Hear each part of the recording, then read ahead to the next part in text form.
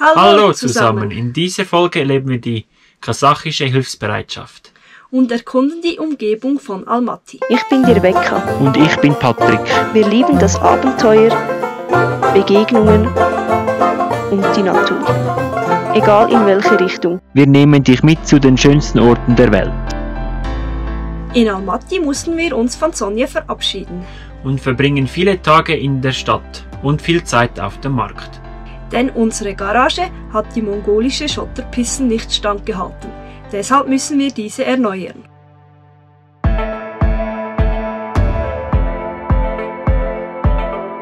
Wir laufen immer wieder gerne durch einen Markt. Und irgendetwas brauchen wir immer.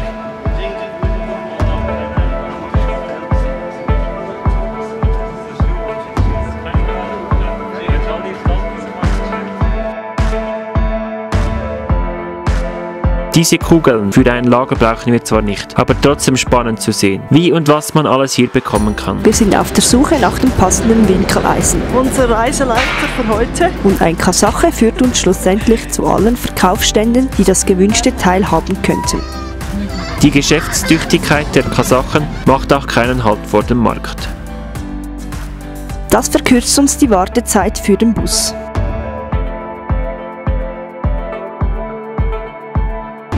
Die ganzen Buslinien durch Almaty sind einfach im Internet zu finden und somit eine preiswerte Möglichkeit, durch die Stadt zu fahren.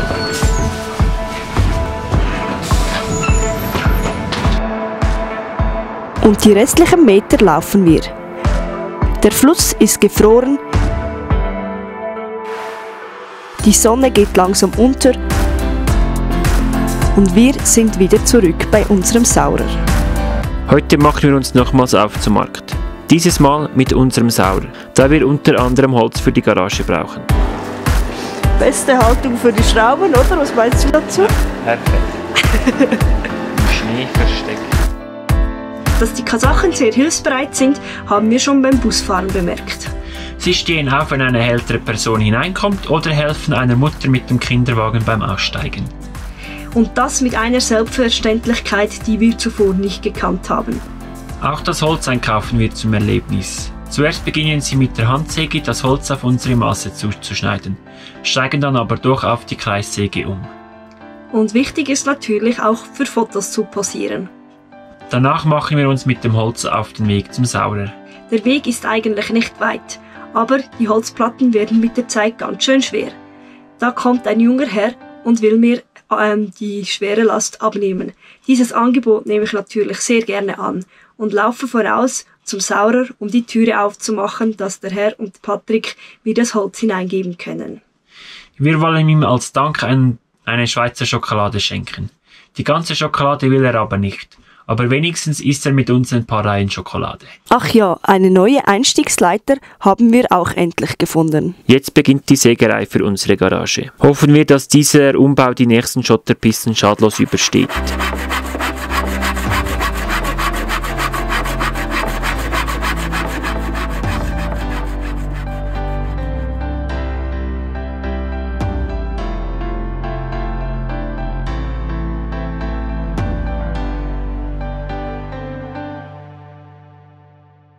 Am Schluss ist alles mal wieder ordentlich verstaut. Unsere Bikes und Snowboards neu fixiert.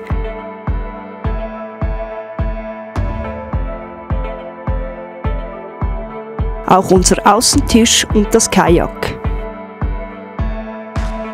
Der Schrank mit allen Sportsachen ist auch wieder richtig fix. Nach all diesen Arbeit machen wir am Abend einen Ausflug auf den Hausberg von Almaty, den Koktöbe.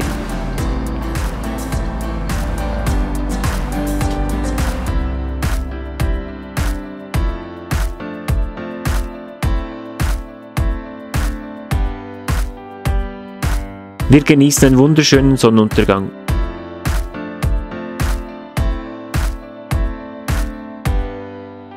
Und fahren im Dunkeln wieder mit der Gondel in die Stadt hinunter.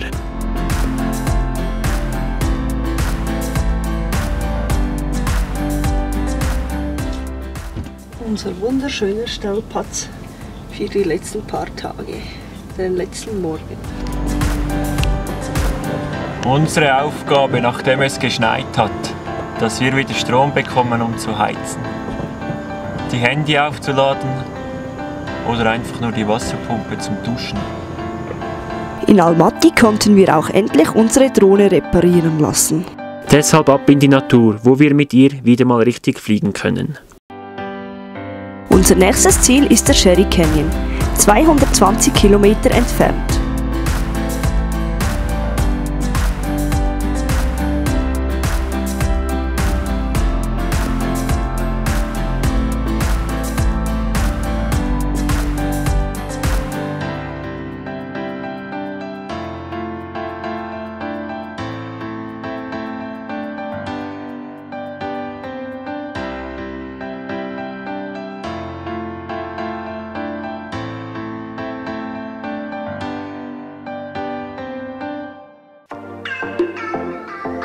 Wir freuen uns auf den ersten Drohnenflug seit langem. Der Sherry Canyon wird auch kleiner Bruder von Grand Canyon von der USA genannt und wurde nach dem gleichnamigen Sherry-Fluss benannt.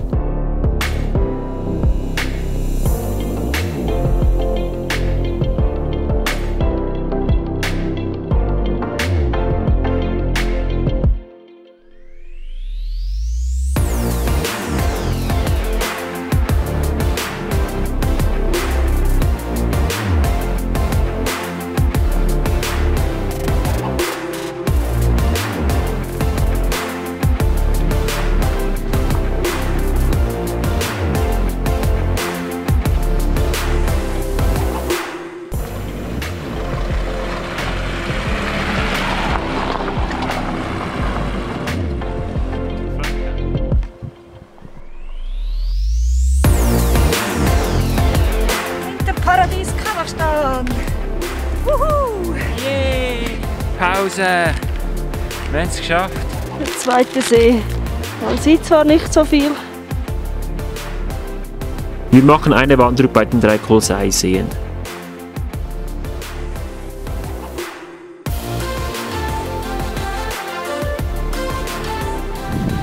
So schön Winterwandern.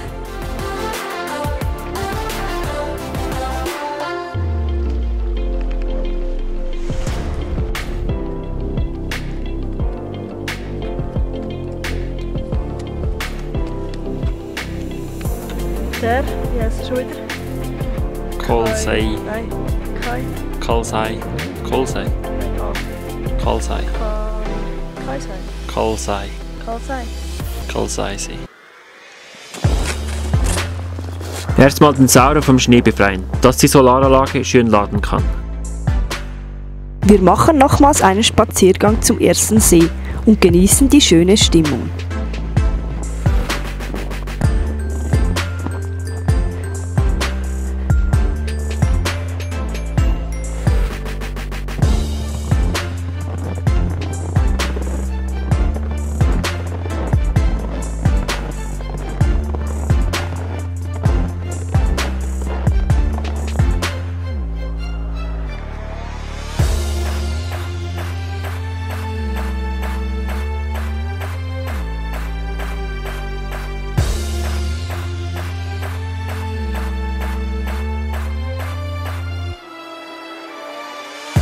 Die Fahrt durch das Winterparadies geht weiter. Unser nächstes Ziel ist nur wenige Kilometer entfernt.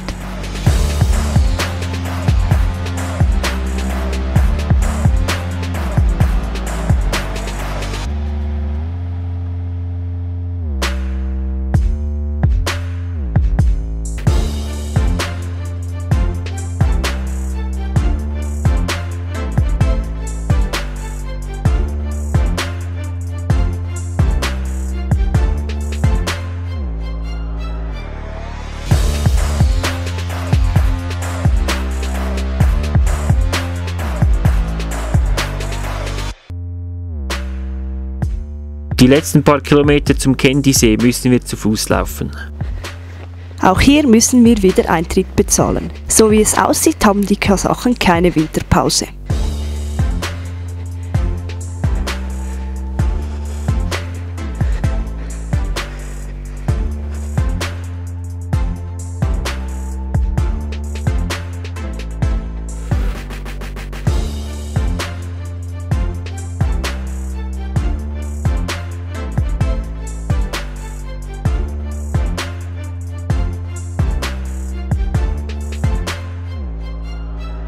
Dieser See bildet sich im Jahr 1911. Ein Erdbeben verursacht einen Erdrutsch, der das Ende der Schlucht blockierte und somit entstand der See. Das Spezielle an diesem See sind die Fichten, die aus dem See ragen.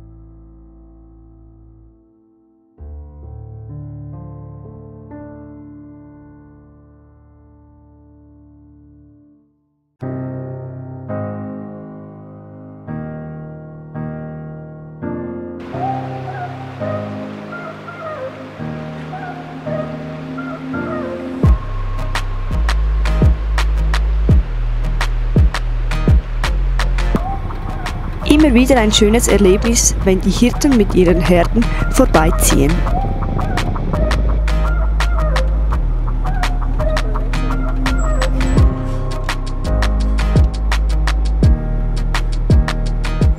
Wir machen uns auf den Weg nach Shimbulak. Das ist ein Skiresort in Kasachstan. Wir freuen uns schon riesig darauf und sind gespannt, wie es da wohl aussieht.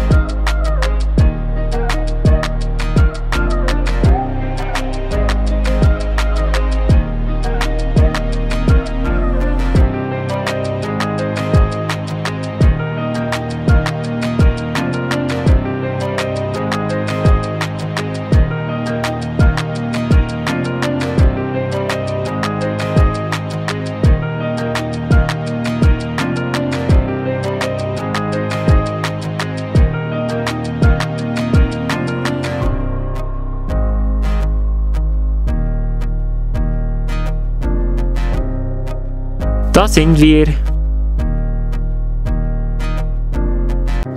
Jeden Morgen machen wir alle Fenster auf, um durchzulüften und die Feuchtigkeit rauszulassen.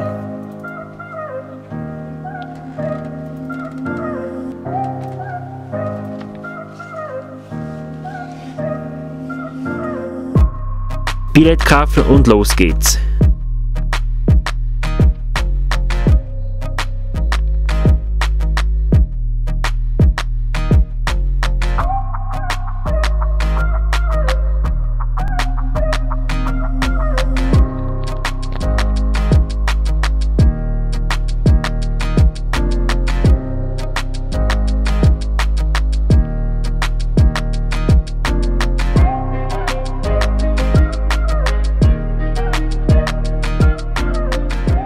Das Wetter ist super, die Aussicht ist fabelhaft, die Pisten sind gut präpariert und es ist wunderschön hier.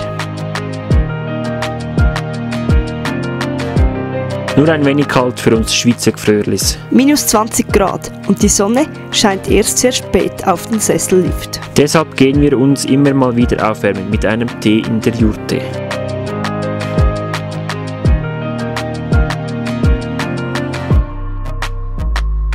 Wir laufen noch ein paar Höhenmeter weiter und genießen die Aussicht.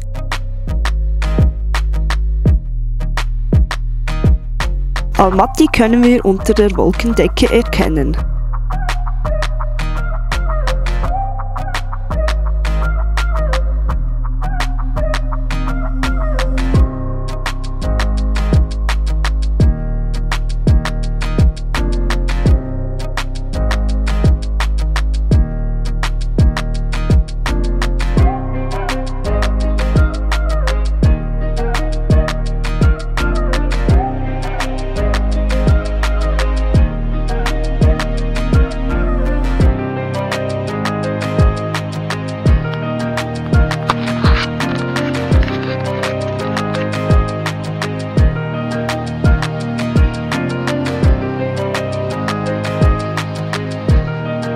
Es macht richtig Spaß, hier auf dem Snowboard unterwegs zu sein.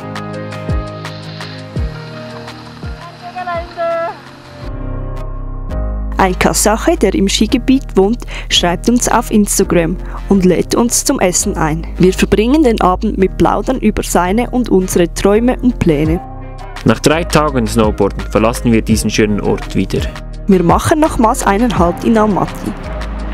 Das ist eine der größten Eishockey-Stadions der Welt, was auch immer das heißen mag. Da wir uns das Eishockey-Stadion auch von innen anschauen wollen und dabei natürlich auch den Kasachen beim Eishockeyspielen zuschauen möchten.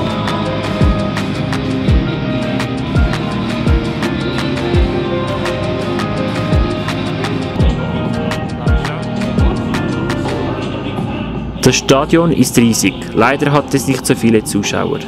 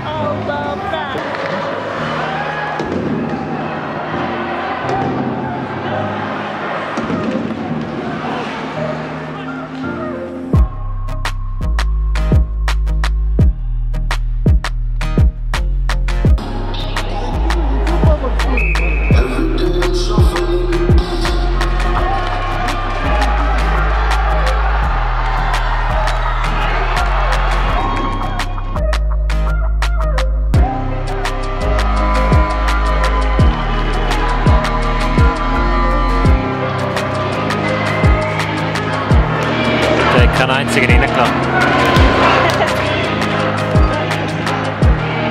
Was?